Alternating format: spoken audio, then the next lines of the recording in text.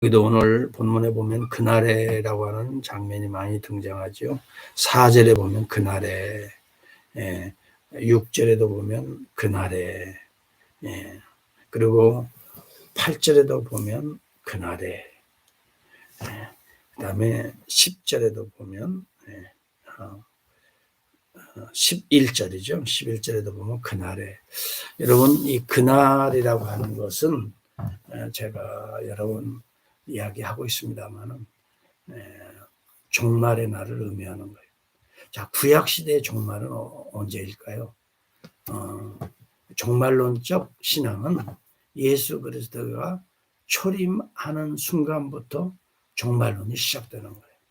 그래서 구약의 백성들은 예수 그리스도의 초림을 바라보는 거고, 자, 신약의 백성들은 예수 그리스도의 재림을 바라보는 거예요. 이게 종말이에요. 그리스도가 이 땅에 오심으로 인하여 무거운 돌이 되는 거예요. 이것은 예수 그리스도가 이 세상 사람들이 감히 들 수 없는, 그리고 그 무거운 돌이 떨어지는 곳마다 감히 대적하여 살 수 없는 모든 민족들이. 그래서 3절에 보면 그날에는 내가 예루살렘을 모든 민족에게 무거운 돌이 되게 하리니 그것을 드는 모든 자는 크게 상할 것이라. 천하 만국이 그것을 치려고 모이지만 그 무거운 돌을 대항하여 이길 자가 없다는 거예요. 자, 그래서 예수 그리스도를 십자가에 육체적으로 죽인다고 해서 우리 주님이 영원히 상하지 않아요. 우리의 고난과 고통 때문에, 죄악 때문에 정말 하나님께 버림을 우리를 대신해서 당하시는 것이지요. 그러므로 여기 10절에도 보면 내가 다윗의 집과 예루살렘 주민에게 은총과 간구하는 심령을 부어주니 그들이 그 찌른 바 그를 바라보고 그를 위하여 애통하기를, 독자를 위하여 애통하듯하며 그를 위하여 통곡하기를, 장자를 위하여 통곡하리라. 여러분, 그날에는 우리의 죄를 대속하시기 위하여 우리 죄를 대신 짊어지시고 하나님께 그의 아들 메시아가 예수 그리스도가 버림받는 날이거든요. 그러니 통곡하지 않을 수 없죠.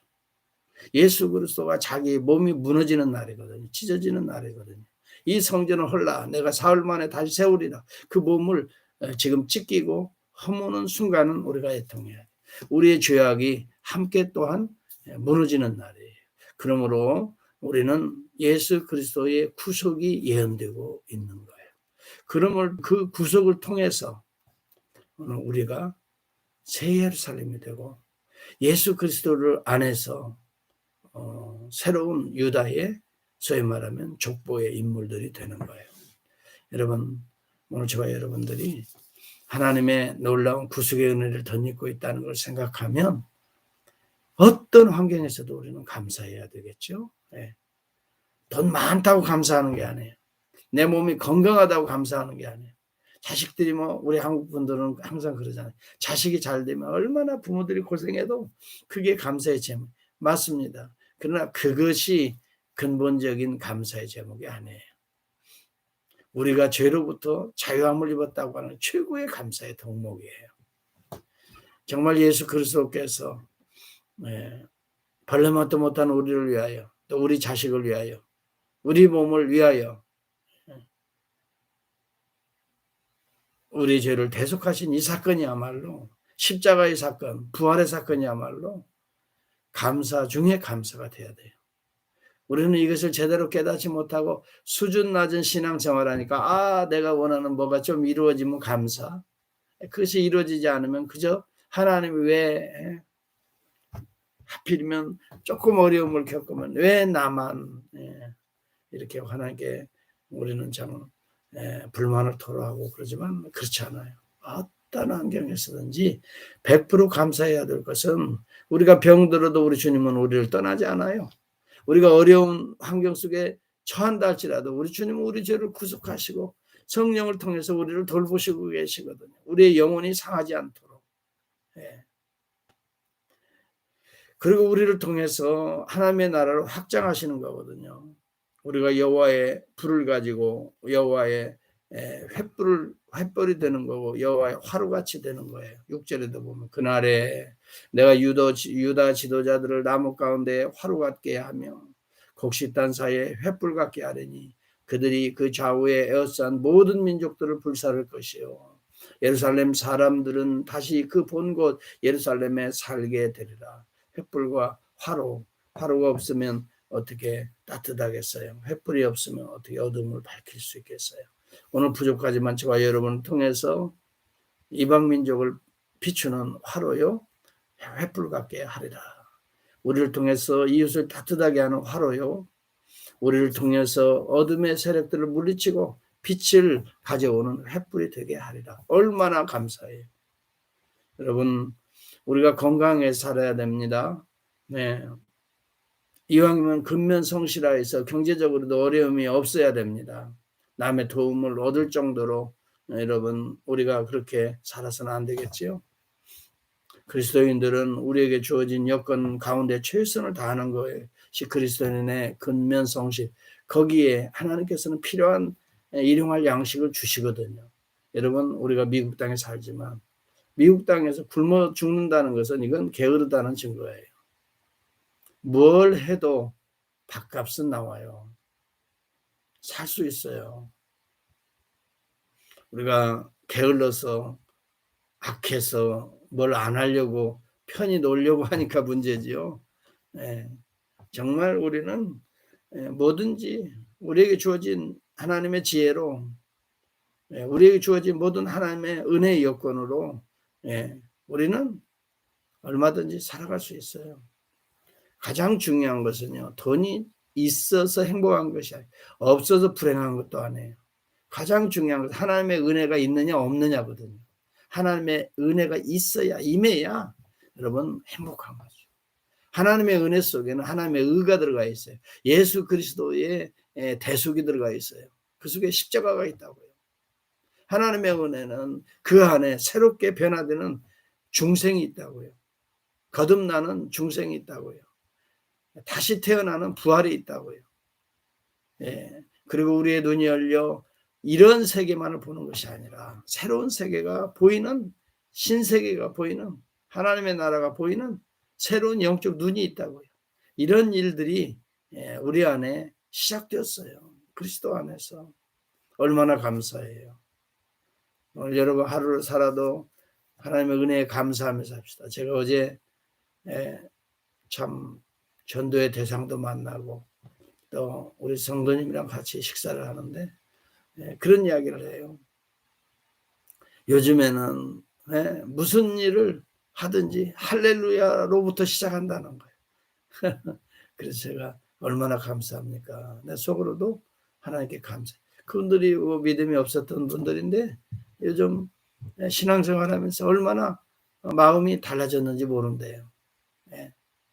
날씨가 더워도 할렐루야, 추워도 할렐루야, 일이 많이 와도 할렐루야, 하나님의 은혜라.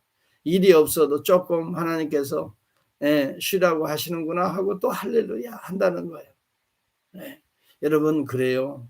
모든 일이 주님의 주권 섭리하에 있기 때문에 우리 주님이 모르시는 거 아니고 알고 계시고 우리 주님이 그것을 알 뿐만이 아니라 그 문제들을 풀어가시거든요. 여러분 우리가 볼 때에 당장 뭐가 안 이루어진다고 절대 낙심하거나 절망할 필요 없어요. 여러분 씨앗을 심어놓고 당장 뭐 열매가 나오나요? 가꾸잖아요. 밥을 하고도 스위치 눌러놓고 당장 밥이 뭐 익나요? 그래도 적당한 시간, 약속된 시간이 지나야 되잖아요. 그렇죠? 열매도 정말 파랗게 생댕이같이 있지만 당장 뭐 익나요? 가을이라는 여름이라고 하는 이런 계절을 지나가면서 가을에 아름답게 익어서 우리에게 맛을 주잖아요. 우리 인생도 마찬가지예요. 어떤 환경이라도요. 여러분 낙심하지 맙시다. 주님 살아계심을 믿는 자는 주님의 절대 주권을 믿는 자는 하나님 할렐루야입니다. 은혜입니다. 감사합니다. 이렇게 노래하면서 삽시다. 이왕이면 짜증내고 조금 내 마음대로 안 된다고 불평하고 여러분 이것처럼 유치한 신앙이 없어요. 수준 낮은 신앙이란 말이에요. 좀 더 깊이 들어가면 이러한 하나님의 놀라운 은혜의 때가 임한다는 거예요. 네. 예루살렘이 무거운 돌과 같이 되고, 네. 하나님의 사람들이 화로와 횃불같이 되리라. 여러분, 이것이 오늘 그리스도 안에서 우리에게 이루어지고 있다고 하는 사실이 얼마나 감사한가요? 여러분, 오늘 여호와의 사자가 같게 될 것이다 라고 또 말합니다. 8절에 보면 그날에 또 나오지요. 여호와가 예루살렘 주민을 보호하려니 그 중에 약한 자가 그날에는 다윗 같겠고, 다윗이 얼마나 용감했어요. 환난을 잘 이겼죠. 물맷돌 하나로 골리앗을 물리쳤지요. 약한 자가 다윗과 같이 되리라. 아무리 사울이 군대를 이끌고 다윗을 죽이려고 해도 다윗 죽이지 못했어요. 하나님이 사울을 치지요. 다윗을 왕으로 올리지요. 하나님의 주권 섭리하에 있었잖아요. 여러분, 오늘도 예수 믿는 자는 예수 그리스도의 예수 주권 하에 살게 되는 존재, 예수 은혜 아래 살게 되는 자요, 예수 구속 아래 사는 자요, 예수와 함께 다시 부활 가운데 사는 자가 된 거예요. 그래서 다윗의 족속은 하나님 같고 그랬어요. 예수 그리스도가 하나님이시잖아요. 하나님과 같이 다시 태어난단 말이에요. 다시 거듭난다 이 말이에요. 하나님 안에서 연합된다 이 말이에요. 무리 앞에 있는 여호와의 사자가 될 것이라. 여호와의 사자는 하나님이 보낸 엔젤을 말하는 거죠. 그래서 하나님께서 우리를 오늘도 그리스도의 이름으로 파송하고 계시는 거예요. 그러므로 우리는 세상에서 랄랄룰루 나를 위해 사는 게 아니라 주를 위해 살게 되고, 내가 힘들고 어렵고 약해져도 주님이 내 안에서 강하다 하는 믿음으로 사는 자고, 육신이 약하다고 영혼까지 약해지지 맙시다. 환경이 어렵다고 어둡다고 우리의 마음까지 어둡도록 지배하지 않도록, 사탄이 지배하지 않도록. 어둠은 사탄이에요. 어두운 마음이 들면 벌써 사탄이 지배하는 거거든요.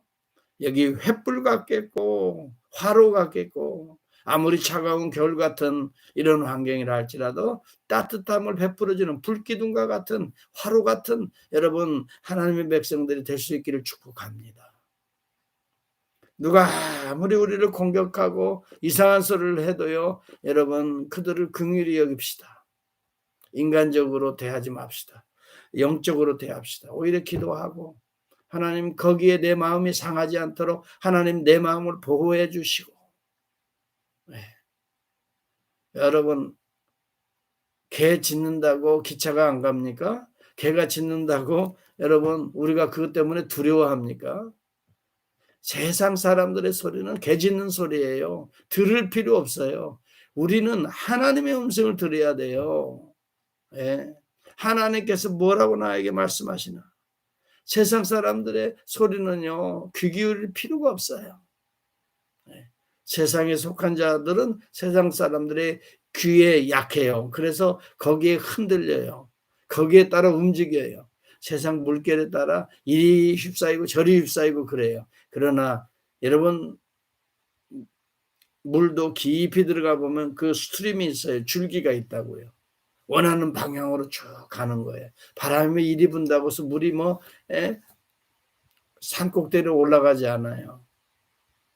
겉으로 있는 물만 이리저리 살랑살랑 움직이지, 아래에 묵묵히 흐르는 물줄기는 아래를 향해서 가는 거예요. 하나님의 은혜가 우리 가운데 충만히 임하면 사사로운 일에 흔들리지 않는 거예요. 오히려 담대한 믿음으로 오늘도 힘차게 전도하며 증가하며 횃불이 되어주며 따뜻한 화로가 되어주며, 오늘도 여호와의 사자같이 약한 자가 강국이 되며 약자가 다윗 족속과 같이 되고 하나님과 같이 되고 하나님의 사자같이 되는, 오늘 이 예언이 종말에 그리스도 안에 우리에게 임하는 우리의 신앙 고백이 될 수 있기를 주의 이름으로 축복합니다.